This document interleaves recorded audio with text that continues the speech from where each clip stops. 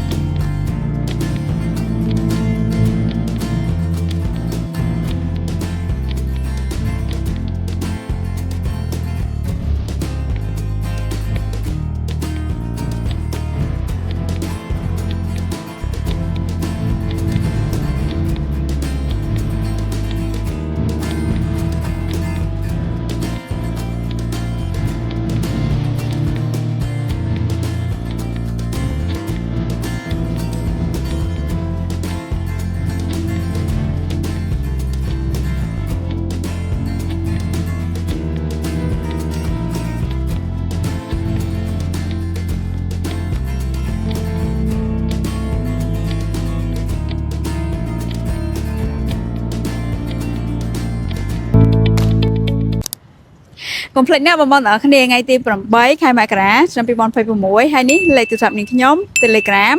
ហើយបងអាចកក់បន្ទប់ដែលបងស្រឡាញ់ត្រឹមតែ$500តែប៉ុណ្ណោះបាយបាយ